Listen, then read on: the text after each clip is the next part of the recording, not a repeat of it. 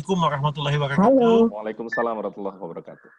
Salam sejahtera. Mohon maaf ini saya di mobil, bermobil keluar kota. Silakan. Saya lagi di mobil ini, saya berhenti sebentar. Yang terhormat Pak Menteri Maaf, atau yang mewakili bisa diulang? Pak Menteri atau yang mewakili, kemudian Ibu Rektor Binawan, para pembicara Ibu Mia dan Prof yang sudah bicara tadi. Ada beberapa hal yang ingin saya sampaikan. Yang pertama, saya mau bicara soal yang diberikan pada saya tentang storytelling, ya. Storytelling dalam kaitan dengan makan ikan. Jadi penekanan materi saya bukan ke ikannya, tapi ke mekanisme storytelling. Dan kemudian kedua, saya akan sedikit singgung soal otak manusia, ya. Otak kita ini merupakan organ tubuh anatomis yang menurut teori anatomi, ya, ilmu anatomi, bahwa satu-satunya organ yang berubah sepanjang hidup manusia, yang signifikan perubahannya. Kalau organ tubuh lain, misalnya jantung, hati, tulang misalnya, meskipun ada perubahan setiap hari, tapi tidak sederas perubahan daripada otak.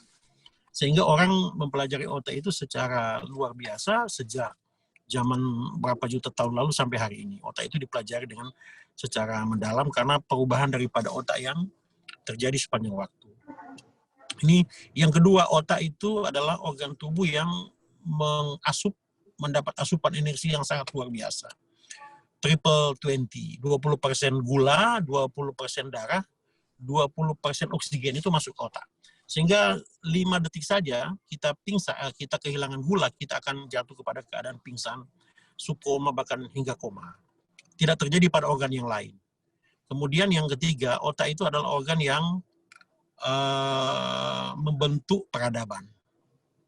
Tulang oke, ya, jantung oke, tetapi yang membentuk peradaban, ilmu pengetahuan, kebudayaan manusia, dan bahkan persepsi-persepsi agama itu adalah otak manusia. Sehingga kalau nanti orang bicara stunting terkait dengan otak manusia, maka itu satu hal yang menurut saya sangat penting. Karena bagaimanapun juga kaitan antara otak dan stunting itu sangat kuat. Meskipun saya kutip disampaikan Prof tadi bahwa tinggi badan itu tidak menentukan kecerdasan.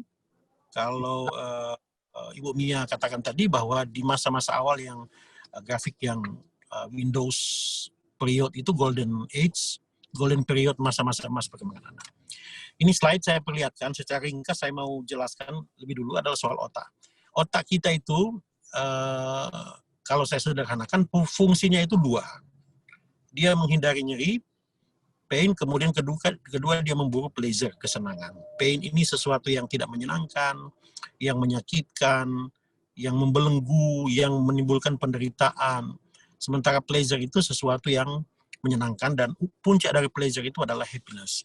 Jadi otak kita kinerjanya ke situ. Makanya kalau nanti orang bicara tentang stunting, orang bicara tentang perbaikan tubuh melalui mekanisme perbaikan stunting atau pencegahan stunting ini, maka orang harus memikirkan bahwa upaya ini harus memberi perbaikan pada upaya otak untuk menghindari nyeri dan memburu kesenangan, bahkan kebahagiaan.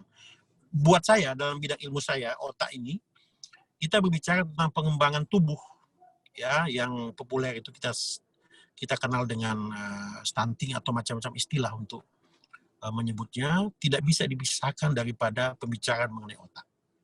Karena terdapat hubungan biologi, kimia, fisika antara otak dan organ tubuh. Sehingga kalau kita mengembangkan bagian tubuh tertentu, itu akan memengaruhi otak. Kalau otak akan memengaruhi bagian tubuh yang lain.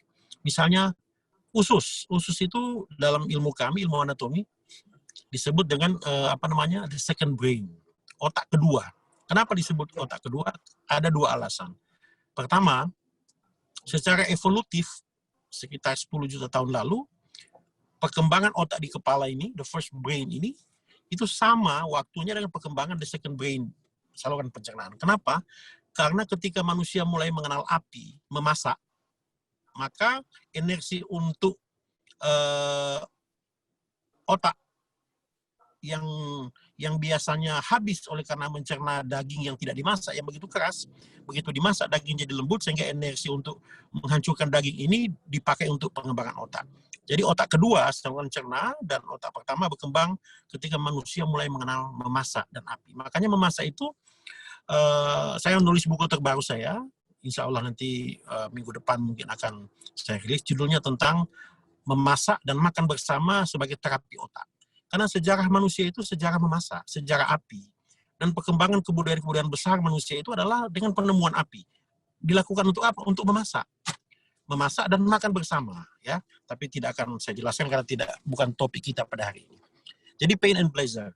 Walaupun otak kita itu diatur sedemikian rupa fungsi vegetasinya maupun fungsi yang higher cognition-nya itu untuk yang kita kenal fungsi eksekutif, berpikir, berbahasa, merasa, spiritualitas, sebagainya, tetapi tetap dia tujuan cuma dua, pain and pleasure.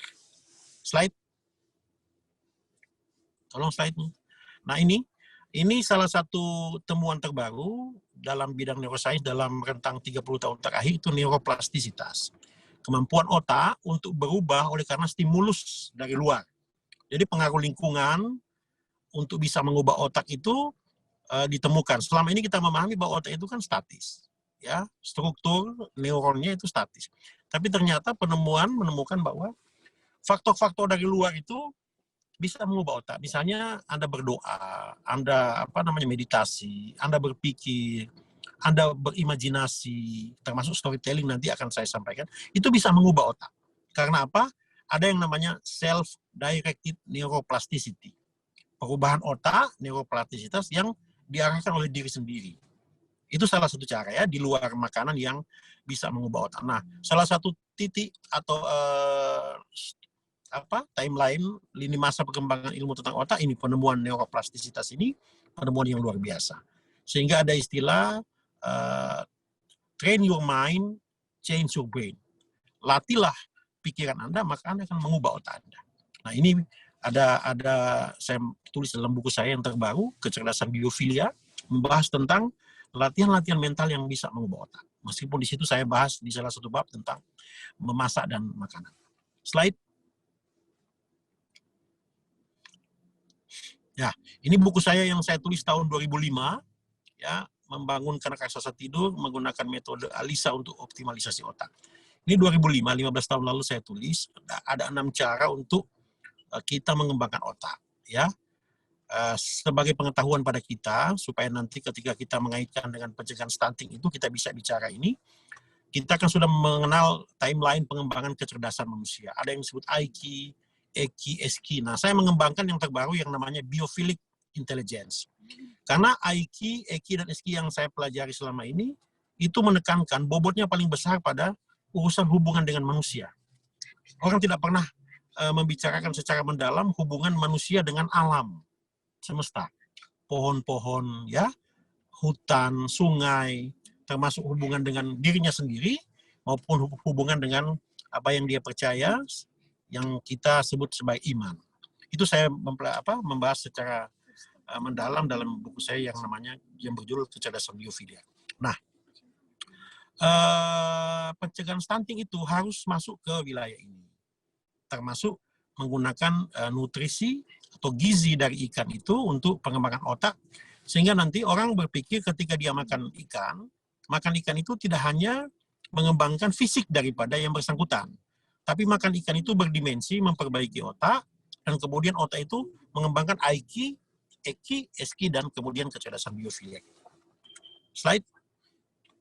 Nah, ini buku saya yang terbaru ini udah terbit, judulnya Otak dan Kota, Otak dan Hunian, untuk menjelaskan tentang bagaimana kita mengoptimalkan otak dengan mengoptimalkan hubungan sesama manusia, hubungan dengan diri sendiri.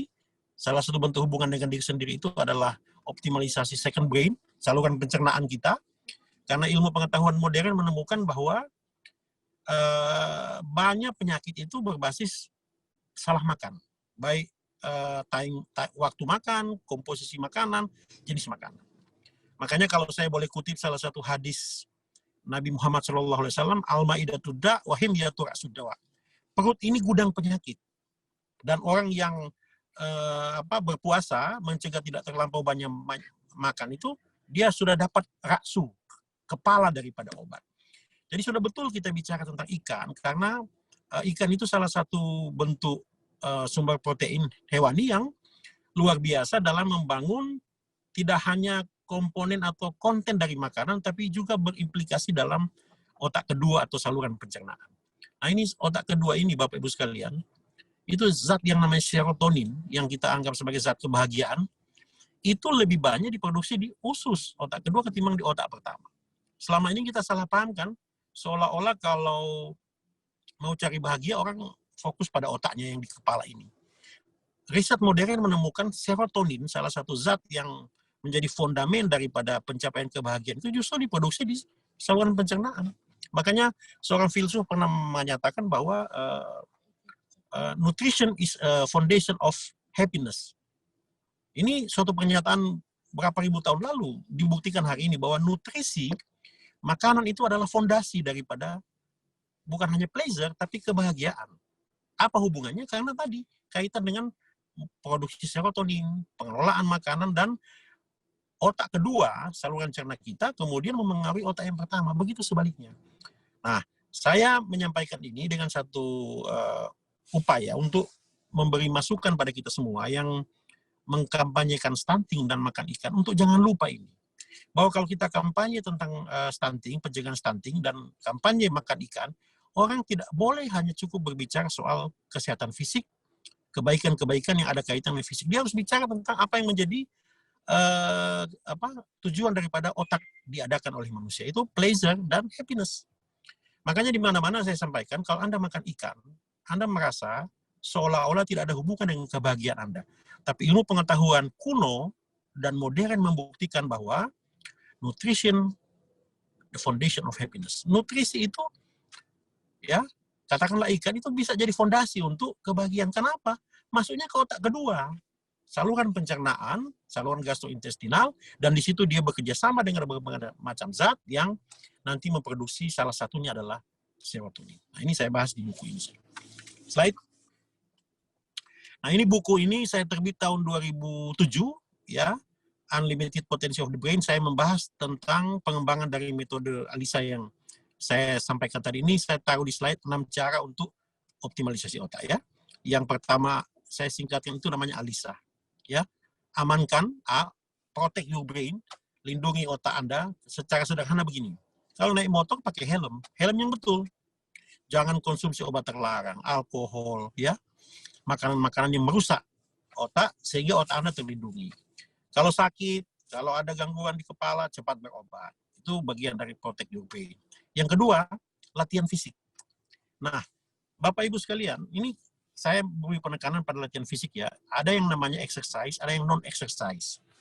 Jalan kaki itu bisa kita maksudkan sebagai exercise, bisa juga tidak. Ya. Ini ada perbedaan. Kalau sebuah tindakan fisik kita niatkan untuk olahraga, impact-nya ke tubuh itu berbeda dengan kita tidak niatkan olahraga. Ini berdasarkan riset pada cleaning service di hotel, ya, dibandingkan dengan mereka yang olahraga. Jumlah jam yang sama, cleaning service itu membersihkan kamar, ya, mengganti spray, membersihkan WC, sementara dibandingkan dengan yang olahraga dengan jumlah waktu yang sama. Tahu nggak hasilnya? Mereka yang berolahraga, kalori yang dikeluarkan itu, pembakaran yang dialami oleh tubuh itu lebih banyak dibandingkan dengan mereka yang bekerja sebagai cleaning service. Padahal aktivitas fisiknya sama. Jumlah waktu sama. Bedanya di mana? Niatnya. Yang satu olahraga, yang satu tidak olahraga, ya. Dan yang ketiga ini adalah soal informasi, menambah pengetahuan kita membaca. Nah, ini di sini letak nutrisi yang kita bahas pada hari ini. Nutrisi itu sebagai salah satu cara untuk optimalisasi otak. Nah, tadi saya ikuti di awal Ibu Mia sudah menjelaskan secara menarik, yaitu bagaimana sinaptogenik, ya, neurogenesis dan sebagainya. Nah, Ibu Mia dan Prof, mohon izin saya ingin menambah sedikit.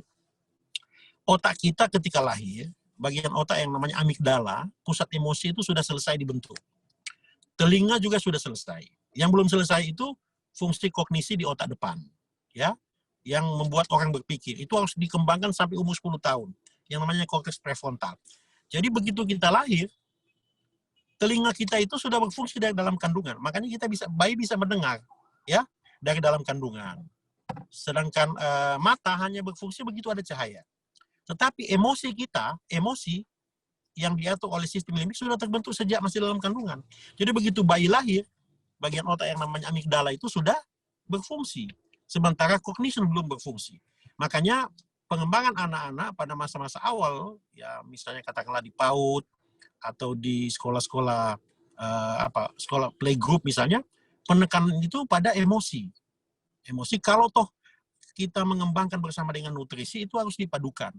Mengembangkan anak-anak PAUD maupun playgroup itu dengan pengetahuan kognisi tidak terlalu relevan karena gudang penyimpanan itu belum ada. Nah, soal nutrisi ini tadi saya kira panjang lebar sudah dijelaskan oleh kedua pembicara. Saya tidak akan menambah lebih banyak lagi karena saya kira itu sudah oke. Meskipun saya ingin sampaikan bahwa nutrisi itu hanyalah salah satu cara untuk mengembangkan otak. Masih ada 5 cara yang lain, ya. Termasuk di situ rileks. Kita santai, membuat otak kita berada pada gelombang alfa, itu bisa mengoptimalkan otak.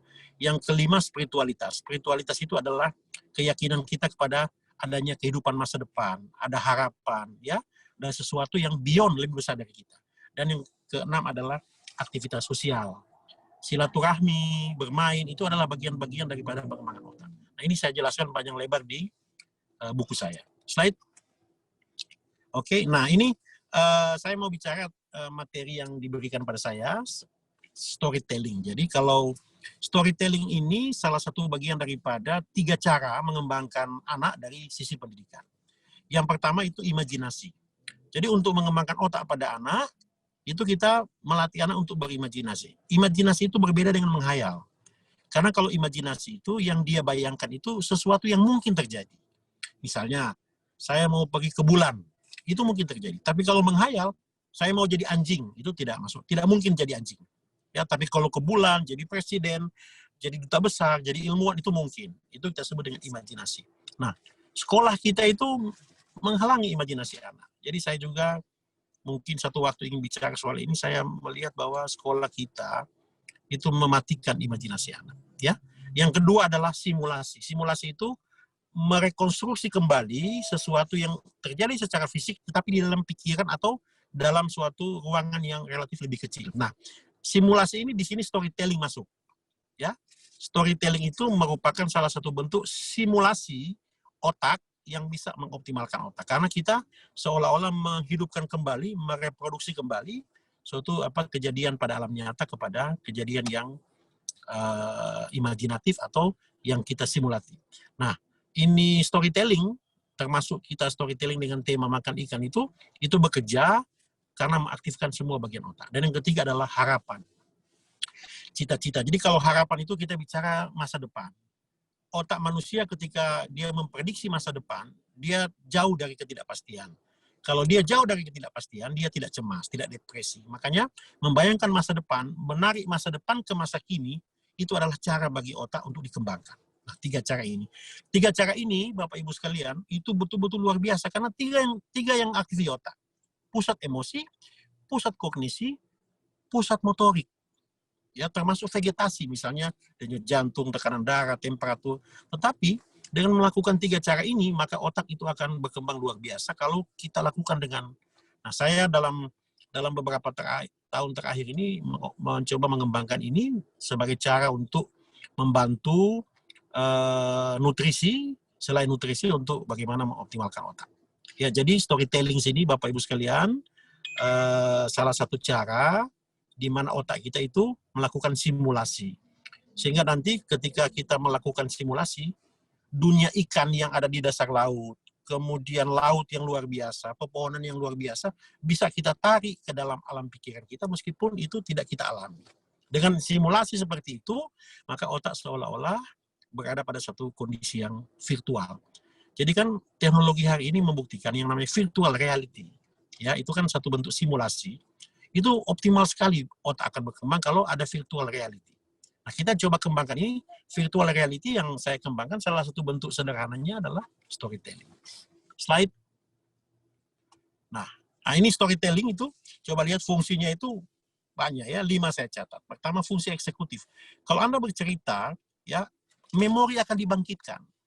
Ketika orang bercerita tentang ikan, ingatan-ingatannya tentang ikan, ya, tentang laut, tentang jenis-jenis ikan, tentang tata cara makan, tentang memasak, dan lain, itu akan dibangkitkan. Sehingga ketika dia melakukan storytelling dengan topik ikan misalnya, maka bukan hanya ikan yang masuk itu yang memberi dia kekuatan, tetapi bercerita soal ikan itu sendiri akan mengoptimalkan daripada otak. Saya ulangi, jadi bukan hanya soal dia makan ikan yang masuk, tetapi bercerita soal ikan saja sendiri itu mampu membuat otak itu menjadi sangat optimal. Dan kedua, otak itu melatih emosi.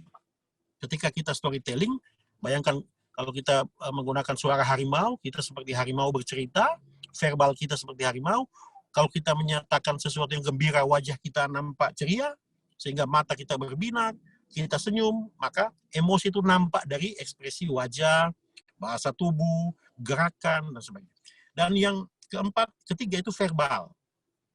Tonus volume vocal tone. Bagaimana kita membuat suara kita itu, kalau dia laki-laki itu kadangkala tenor, bariton, bass, itu untuk mengikuti subjek atau predikat yang dia sampaikan dalam storytelling itu. Dan yang keempat adalah kreativitas. Dengan storytelling kita bisa menghadirkan hal-hal yang tidak terbayangkan itu terjadi di realitas. Lalu kelima, kita diatur manajemen waktu. Ini paling penting. Manusia sehat yang berotak sehat, ya, lebih dari otak normal. Otak normal, otak sehat itu beda loh. Manajemen waktu adalah indikator yang paling penting daripada otak sehat manusia. Makanya kan kita yang muslim itu diajari wal asri, diulang-ulang tentang waktu, ya, karena waktu ini bagian penting dari otak manusia. Otak manusia ini bisa memanfaatkan waktu, bisa memanjangkan waktu. Luar biasa memang. Dan itu bisa dikembangkan dengan bercerita. Makanya Bapak Ibu sekalian, hadirin yang berbahagia, coba kita lihat kitab suci. Baik Al-Quran, Injil, Weda, Tripitaka. Isinya apa? Itu kisah.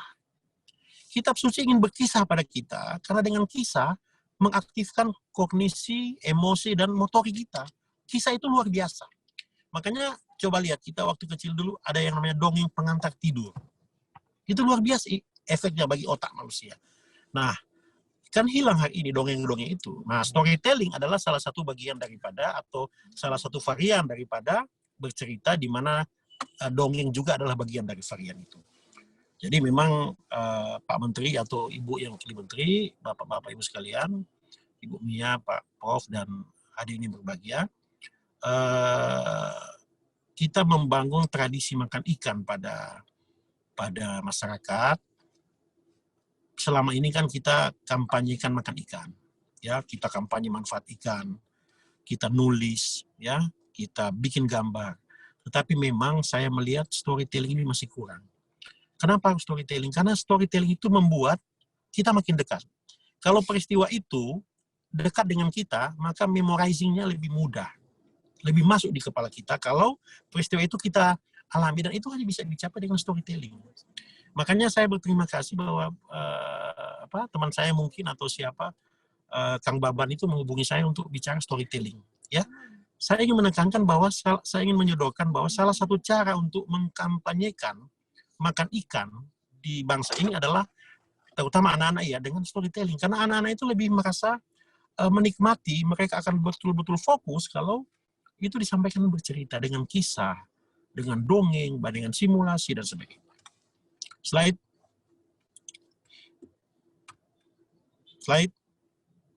Halo. Ya, ini ya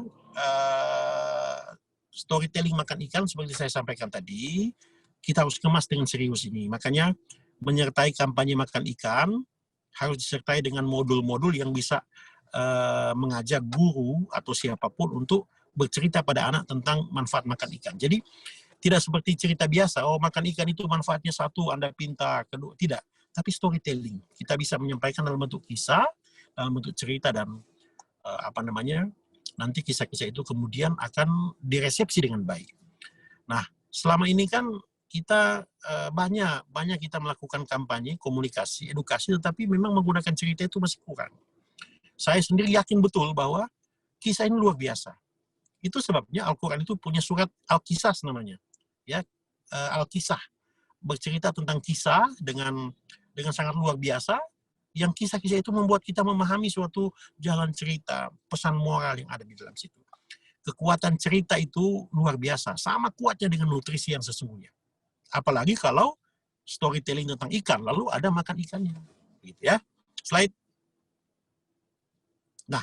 Terima kasih. Ini buku saya yang terbaru, buku kecerdasan biofilia. Saya cerita tentang otak. Nah, nanti insya Allah minggu depan akan ada buku saya terbaru, judulnya Terapi Otak Menggunakan Memasak dan Makan Bersama. Terima kasih banyak Pak Ibu Rektor, Pak Menteri, teman-teman sekalian yang sudah beri kesempatan pada saya. Saya mohon maaf kalau tidak berkenan apa yang saya sampaikan. Kesimpulannya, saya menyampaikan bahwa kekuatan sebuah cerita mengubah perilaku orang itu sama kuat dengan stimulus-stimulus lainnya. Bahkan cerita itu jauh lebih kuat dibandingkan dengan komunikasi biasa. Terima kasih banyak, saya kira mudah-mudahan bermanfaat. Saya kembalikan.